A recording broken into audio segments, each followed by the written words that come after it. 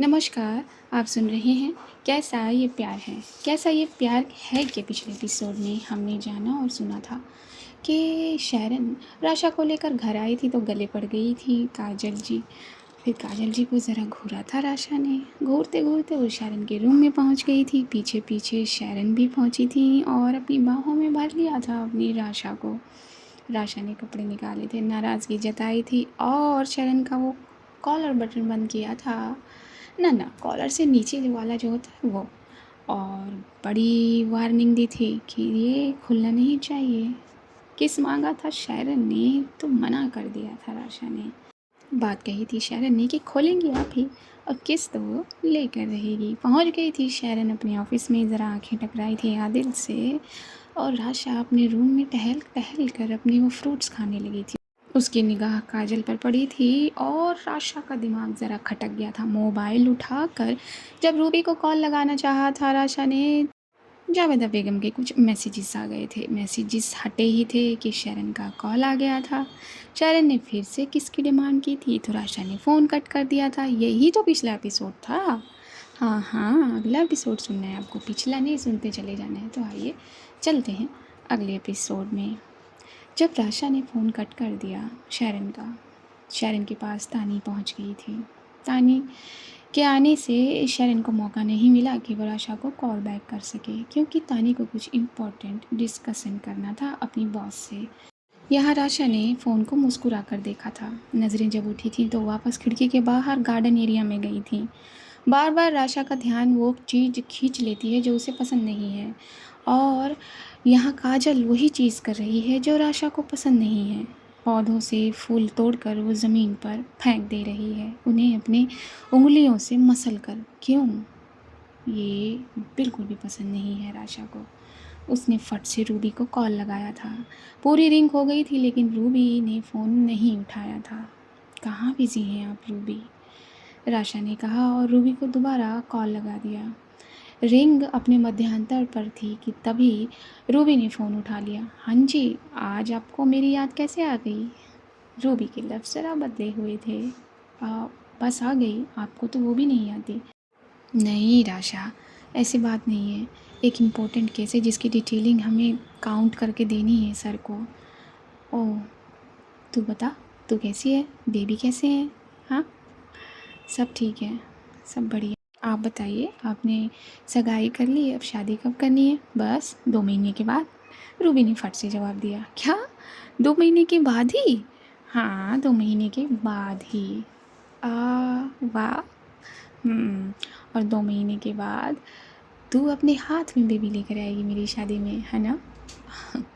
जी इंशाल्लाह।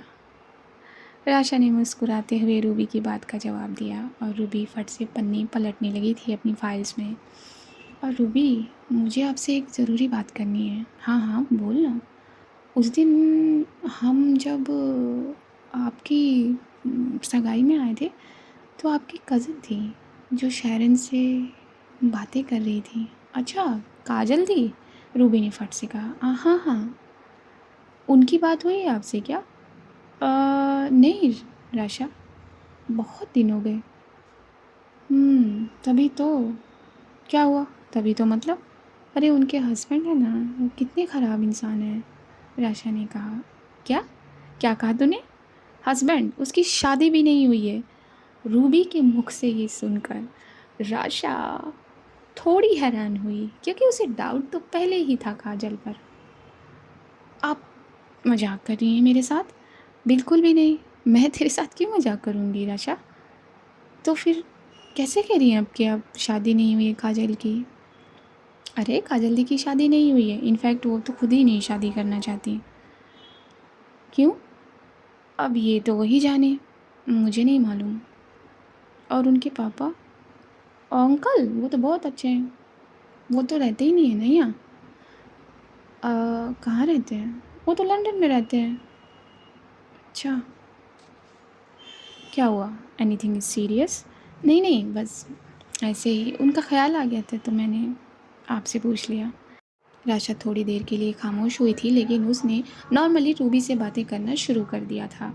शैरन अपने कैबिन में है, अपने लैपटॉप पर वो ना जाने कितने मेल चेक कर रही है। तभी उसके कैबिन पर नॉक हो जाता है। यह कमिंग अपनी लैपटॉप में देखते हुए ही आने की इजाज़त दे दी थी शैरन ने। मैम, ये फाइल्स हैं। आदिल की आवाज़ पर ज़रा नज़रें उठी थी शैरन की। हम्म, यहाँ रख दो एंड लीव। जी। चुपचाप शैरन आदिल को नोट कर रही थी, ऑब्जर्व कर रही थी। वो किस तरह फ़ाइल रखता है, किस तरह कदम लेता है और किस तरह जाता है। एक डिसेंट आदमी की तरह आदिल ने यहाँ रिएक्ट किया था। फ़ाइल रखी थी, दोनों हाथ बांधे थे, सर नीचे झुकाकर वो अपने कदम बाहर ले गया था। जाते हुए शैरन ने उसे देखा था, एक खामोश निगाह लिए हुए। वक्त ज़रा सा आगे चला गया था। शैरन अपने कॉन्फ्रेंस रूम में थी। उसके साथ साथ तानी और उसकी डिजिटल टीम थी। छोटी सी एक मीटिंग हो रही थी। इस दौरान शैरन बार बार अपनी कॉलर को एडजस्ट कर रही थी। उसे थोड़ा सा अनकंफर्टेबल हो रहा था। उसे आदत नहीं थी ये बटन क्लोज़ करने की, लेकिन उसे ऑर्डर दिया गया था, उसे दस्तावेज दिए गए थे इस बटन पर, तो वो कैसे ही ओपन कर लेती। इस ऑर्डर की डिटेल भेजिए मुझे। अपनी इंडेक्स फिंगर से एक एम्प्लॉय पर करते हुए शैरन ने अपनी बात कही। जी, यस बॉस। फट से एक अपने सामने वाले लैपटॉप का उस एम्प्लॉय ने बटन दबाया और मेल यहाँ से वहाँ ट्रांसफ़र हो गया। लंदन की फर्म के साथ जो कारोबार चल रहा था शैरन का, वो बहुत इम्पोर्टेंट था और ये सारी चीज़ें ज़्यादातर डाटाबेस पर हो रही थी। इन्फॉर्मेशन डाटाबेस पर जा रही थी। अब हार्ड कॉपी तो पहुंचाई जा नहीं सकती थी, लेकिन उसकी जो दिल्ली में मेन ब्रांच थी वहाँ पर भी और फिर लंदन की ब्रांच पर भी सब जगह मेल के द्वारा सारी चीज़ों की इन्फॉर्मेशन पहुंच रही थी। इसी तरह ये डिजिटल टीम कुछ न कुछ पॉइंट पर डिस्कस करती नज़र आ रही थी। वक्त बीत गया था और शाम हो गई थी। सभी लोग अपने अपने घर के लिए निकलने लगे थे। तानी थोड़ा लेट जाया करती थी ऑफिस से, क्योंकि वो अपना वर्क यहाँ से पूरा करके जाया करती थी, या कहें कि तानी का वर्क ख़त्म ही नहीं होता था। काफ़ी एम्प्लॉय निकल चुकी थी शैरन भी। शैरन अपनी लक्सिस में बैठे मुस्कुरा रही थी और अपनी उस बंद बटन को बार बार मिरर में देख रही थी, और बस उसकी लक्सिस ज़रा मोहब्बत निभा रही थी इन सड़कों से। राशा धीरे धीरे कदमों के साथ किचन में पहुंच गई थी। एक सर्वेंट ने फट से लाकर उसे एक चेयर दी थी जो बहुत कम्फी थी। ज़रा सा भी उसे उचकना नहीं पड़ता था उस चेयर पर बैठने के लिए। राशा बैठ गई थी और सर्वेंट से बातें करने लगी थी। बॉस तो खाना खाते ही नहीं है ना? क्या मतलब? राशा ने मुस्कुरा कर पूछा। अरे मतलब ये मैम के रहते ही नहीं है घर पे। कभी कहीं मीटिंग होती है, कभी कहीं। बहुत चुनिंदा टाइम पर रहती हैं वो घर पे, और जब घर पर रहती हैं तो बहुत ही नॉर्मल खाना खाती हैं। जैसे? राशा ने पूछा। जैसे दाल चावल, हर तरह की दाल खाती हैं। चावल उन्हें प्लेन पसंद है, और फिर दाल चावल के साथ वो अचार खाती हैं जो ये ही बनाती हैं घर में।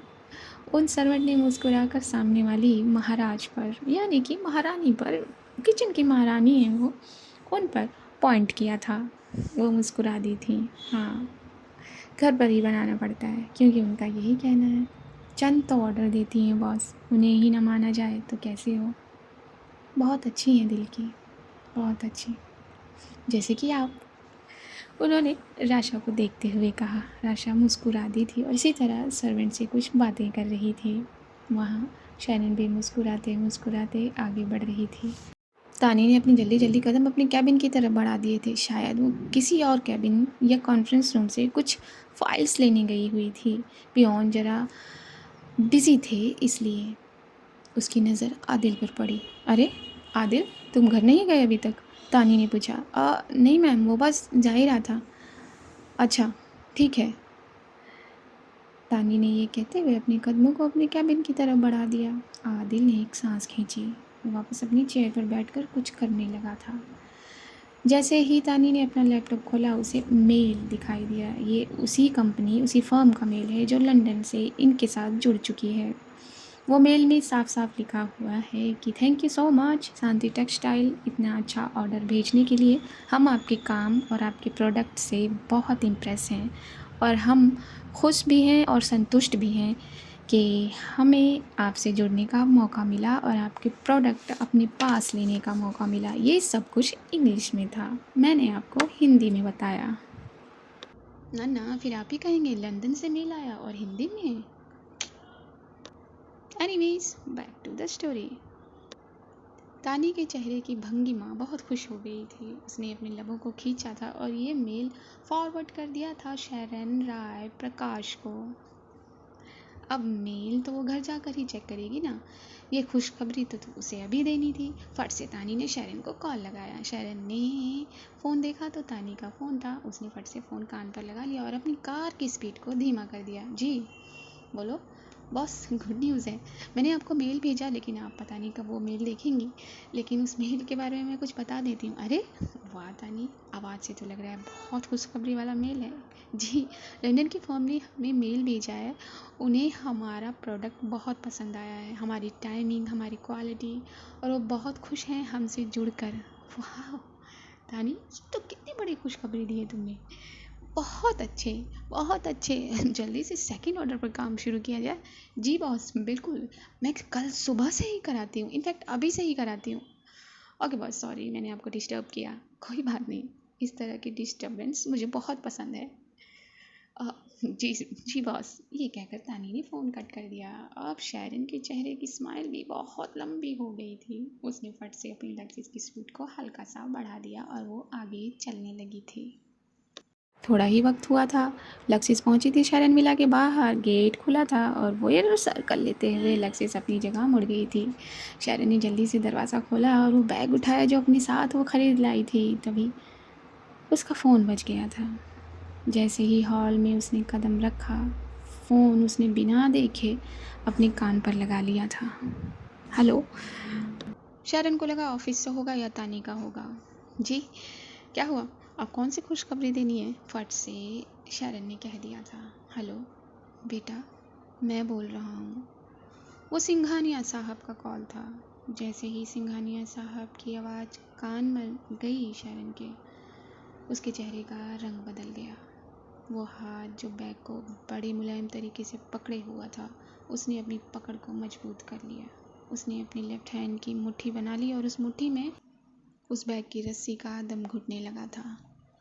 मैंने आपको कितनी बार कहा है, मुझे बेटा मत बुलाया कीजिए और कॉल मत किया कीजिए। फिर क्यों किया है आपने कॉल? हाँ। शरण की आवाज़ इतनी ऊंची नहीं थी, लेकिन उसमें भारीपन बहुत था। सामने सामने जो बैठी हुई थी राशा और सर्वेंट से कुछ बातें कर रही थी। सबका ध्यान शरण पर चला गया। सर्वेंट उठकर अपने अपने काम में लग गए और राशा बैठे बैठे शरण को देखने लगी थी। मैं जानता हूँ बेटा कि तुम्हारा गुस्सा कम नहीं। मैंने कहा ना, मुझे बेटा मत बुलाओ और फ़ोन रख दो, इससे पहले कि मैं अपनी वर्ड्स में डिसरिस्पेक्ट शामिल कर दूँ। आपको बात समझ नहीं आती। मुझे सिर्फ तुमसे कुछ बात करनी है बेटा, मेरी बात तो सुन लो, प्लीज़ मेरी बात सुन लो। शरण बेटा, मेरा नाम मत लो आप मेरा नाम। आप वो हक खो चुके हैं मिस्टर सिंघानिया। मेरा नाम मत लो और फ़ोन रख दो। मुझे आपसे कोई बात नहीं करनी है, ना आपका नाम सुनना है, ना आपसे जुड़े हुए किसी का नाम सुनना है। आप फ़ोन रखते हो या नहीं? शरण ने कहा और उसने अपनी जॉलाइन पर दबाव डाला। तुम्हें मुझ पर जितना चिल्लाना है चिल्ला लो बेटा, लेकिन मेरी बात तो सुनो। मैंने कहा ना, मुझे आपसे कोई बात नहीं करनी, आपकी कोई बात नहीं सुननी है। मिस्टर सिंघानिया प्लीज़ फ़ोन रख दो या मैं ही रख देती हूँ। ये कहकर शरण ने अपने फ़ोन को ज़रा ज़ोर से मारा और वो सीढ़ियों से टकराकर दूसरी तरफ छटक गया। हाँ, वो फ़ोन दो टुकड़ों में नहीं बटा। शरण ने अपने कदम अपनी रूम की तरफ जल्दी जल्दी बढ़ा दिए। उसने हॉल में देखा ही नहीं कि कोई है या नहीं।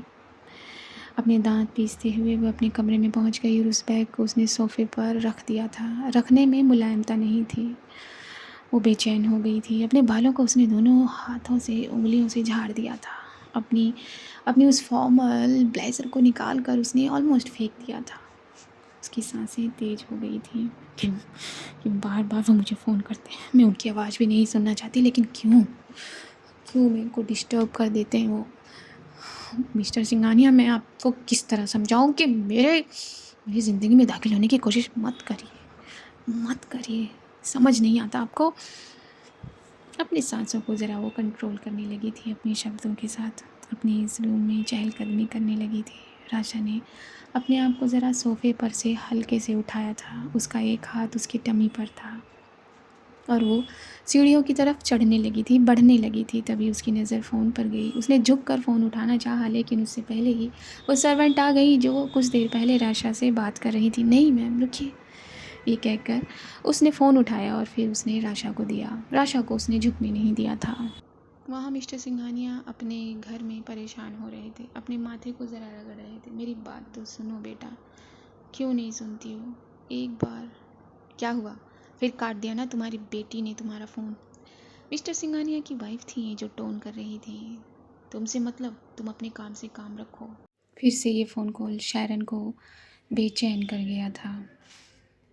उसकी बेचैनी भरी आंखें फिर से अपनी माँ की तस्वीर पर आकर अटक गई थीं और जैसे फिर से माँ की उन आँखों ने कहा था शैरन प्रकाश को शांत हो जाने के लिए। बस वो तस्वीर खींच ले गई थी शैरन को। वो जाकर वहीं बैठ गई थी। थोड़ी देर अपनी माँ के चेहरे को निहार लेने के बाद शैरन उसी जगह लेट गई थी और फिर अपनी कोहनी से अपनी आँखों को बंद कर लिया था। राशा धीरे धीरे शैरन के कमरे के पास पहुंच गई थी। उसने अपने बाहिने हाथ से जब दरवाजे को धकेला तो दरवाज़ा खुल गया और फिर राशा ने अपने कदमों को अंदर किया। दाहिनी तरफ मोड़ा गर्दन को तो बेड पर उसकी निगाहें गईं और देखा कि शैरन लेटी हुई है, अपने हाथ को कोहनी से मोड़े हुए। उसने अपनी आंखों को ढांक रखा है। राशा ने धीरे से दरवाज़ा लॉक कर दिया था और अपने कदम वो धीरे धीरे शैरन के पास ले गई थी। राशा की निगाह गई थी उस बटन पर जो उसने सुबह बंद किया था। वो अभी भी बंद है। राशा के गाल ललाई लिए उसके होंठ मुस्कुरा दिए थे। राशा ने धीरे से कदम बेड की दूसरी तरफ बढ़ाए और धीरे से वो बैठ भी गई, लेकिन शैरन ने कोई रिएक्शन ही नहीं दिया। भवें सिकुड़ाई थी राशा की। ये क्या बात हुई? मैं यहाँ भी आ गई और देखा भी नहीं। वैसे कंट्रोल बहुत है इनमें। घर का आज एक भी सामान नहीं फीका। फिर से राशा के लब मुस्कुराए थे ये सोचकर और राशा अब लेट गई थी। लेट कर उसने ज़रा सा अपने आप को सरकाया और फिर इसी तरह उसने 4 बार अपने आप को सरकाया इतनी सी दूरी में। एक्चुअली शैरन का बेड जो इतना आलीशान है और वो एक ही किनारे पर लेटी हुई है, तो एक किनारे से दूसरे किनारे पर जाने में 4 बार तो सरकना पड़ेगा ही। तो बस राशा ने कैसे न कैसे अपनी कमर को घिसका कर अपने आप को शैरन से लगा दिया। अपनी कमर को शैरन से लगा दिया। जैसे ही राशा के बदन ने शैरन को छुआ, शैरन के सीने ने एक लंबी सांस भरी और उसकी आँखों से वो कोहनी अपने आप हट गई। राशा करवट ले गई थी। करवट लेकर उसने अपनी पूरी बैग को शैरन से लगा दिया था। शैरन का वो हाथ जो अब हट चुका था आँखों से, राशा ने उसे अपने हाथ से थामकर अपनी टमी पर लगा लिया था।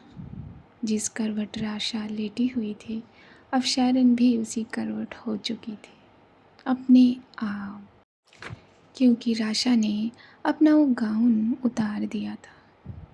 जब शैरन का वो हाथ टमी पर पड़ा तो स्किन से टच हुआ, स्किन से बेबी तक पहुंच गया और बेबी की छून एक अंदर तक हिला देने वाला काम करती थी शैरन के लिए। शैरन की आंखें बड़ी हुई, सांसों को उसने खींचा और दूसरे हाथ में राशा के सर को रख लिया। खींच लिया था शैरन ने राशा को अपने करीब और फिर आंखें बंद कर ली थी। राशा पलट गई थी अब शैरन की उन बाहों में। अपने चेहरे को शैरन के चेहरे के सामने किया था। आंखें आंखों से मिली थी और तार बांध ले गई थी। सांसें ज़रा एक दूसरे से मेल खाने की कोशिश कर रही थी, धड़कनें तेज हो रही थी, दिल कुछ और जो चाह रहा था। शरण की निगाहों से साफ साफ पता लग रहा था वो मेल्ट हो गई थी। अभी जो उसके अंदर गुस्सा था, आक्रोश था और एक ना जाने कौन सा भाव जो शायद कहीं ना कहीं किसी से नफ़रत करने के लिए आ जाता है, वो गायब हो चुका था, वैनिश हो चुका था जब उसकी आंखें राशा की आंखों पर गई थी। राशा अब सिर्फ और सिर्फ 2 कपड़ों में थी। आपको डर नहीं लगा? शरण ने धीरे से पूछा। किस चीज़ का डर? कि आप मुझ पर चिल्लाओगी या फिर कोई चीज़ उठाकर मारोगी? नहीं, वो तो आप करती हैं। मैंने कब किया? अच्छा, आपने नहीं किया चीज़ों को उठाकर मुझ पर मारना। अब वो तो अपने आप होता है ना।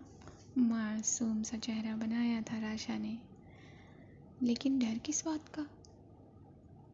यही डर, इस तरह आकर मेरी आगोश में चिपक जाएंगी। मैंने कहीं अपना कंट्रोल खो दिया तो? क्या आपका कंट्रोल इतना कमज़ोर है? राशा ने पूछा। बिल्कुल नहीं। मेरा कंट्रोल क्या है? वो तो वो बताने की ज़रूरत नहीं, वो मैंने देख लिया। कैसे? शरण ने पूछा। यही कि इस कमरे की इस बार एक भी चीज़ अपनी जगह से गिरी नहीं है। राशा की इस बात पर शरण हंसती थी। उसके हंसते हुए चेहरे पर राशा को बहुत मोहब्बत आई थी। राशा ने अपने दोनों हाथ ज़रा शरण के सीने पर किए थे। शरण सिर्फ राशा के चेहरे को निहार रही थी। राशा ने उस बटन को खोल दिया। आपने ही तो कहा था ना कि इसे खोलूँगी भी मैं। जी, जब बंद मेरी जान ने किया है तो खोलेगी भी तो वही। क्या सच में आपने इसे पूरे दिन नहीं खोला? बिल्कुल नहीं, वार्निंग मिली थी मुझे अपनी जाने मन से, तो कैसे खोलती? आपको अनकम्फर्टेबल नहीं लगा? लगा बहुत बार, लेकिन फिर जब जब अनकम्फर्टेबल लगा तब तब आपका ख्याल आया। क्या मतलब? मतलब कि जब मेरा ख्याल आता है तो आप अनकम्फर्टेबल हो जाती हैं? राशा ने भवें से कोड़ कर पूछा था। बिल्कुल भी नहीं मेरा बच्चा, बिल्कुल भी नहीं।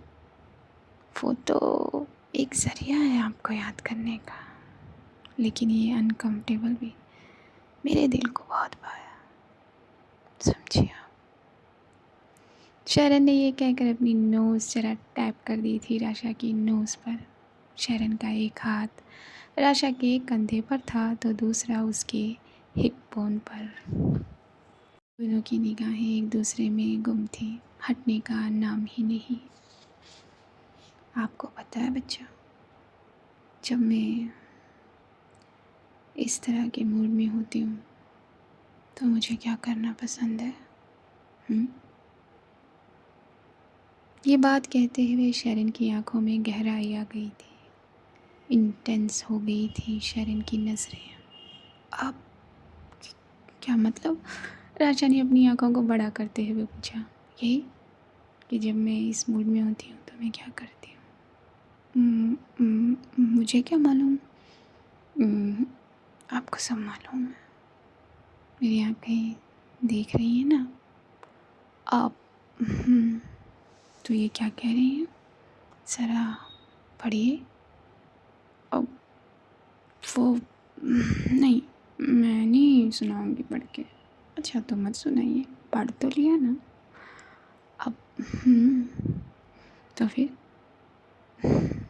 तो क्या आप फिर मुझसे 10 बार सवाल करोगे सुबह, तो इससे अच्छा चुपचाप सो जाओ।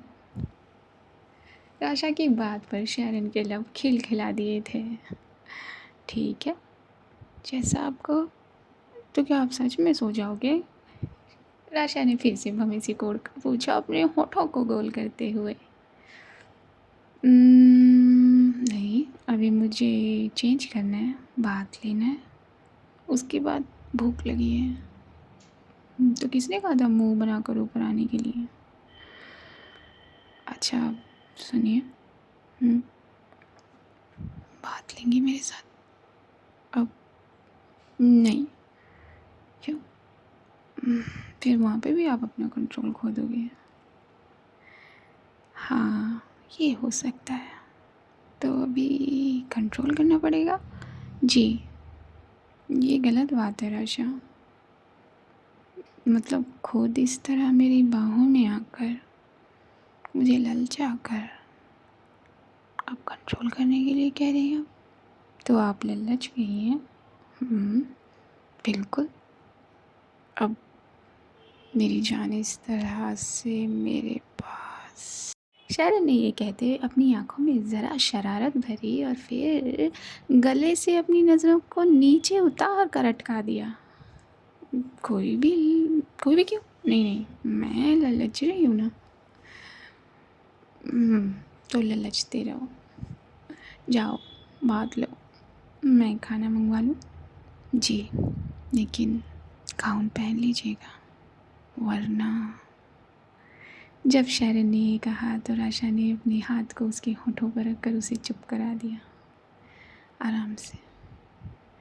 जब राशा उठने लगी तो उसे सहारा दिया था शायरन ने। मैं अभी बात लेकर आ रही हूँ, बट डोंट फॉरगेट मुझे किस चाहिए। सीधा कहा था शायरन ने, नहीं मिलेगी। ये गलत बात है ब्यूटीफुल एंजल, आप इस तरह नहीं कर सकती। मुझे किस चाहिए तो चाहिए और मैं लेकर रहूँगी। एक शब्द नहीं। अब शायरन ने अपनी इंडेक्स फिंगर रख के राशा के लबों को चुप करा दिया था। अपने वो क्लोथ उठा लिए थे और फिर वो बाथरूम की तरफ बढ़ गई थी। गाउन पहन लिया था राशा ने और इंटरकॉम कर लिया था खाना मंगवाने के लिए। बस यही आज का एपिसोड है। बाहर आ जाइए, खाना वाना खाइए, नींद लीजिए। क्या बस खोना ही लिख रखा है क्या अपने अपनी हथेलियों पर? बस इतना बहुत है आज के लिए। अपने कमेंट लिखना ना भूलिएगा, लाइक कर दीजिए, शेयर कर दीजिए वीडियो को, चैनल को सब्सक्राइब कर लीजिए अगर चैनल पर नए हैं और चैनल को सब्सक्राइब नहीं किया है तो कर दीजिए, पुराने हैं और नहीं किया है तो हंस दीजिए। बाकी क्या कहूँ, मुस्कुराते रहिए, कोशिश करते रहिए किसी की मदद करने की। बस जब तक आप ये सब सोचते हैं तब तक के लिए see you at the other side. नमस्कार।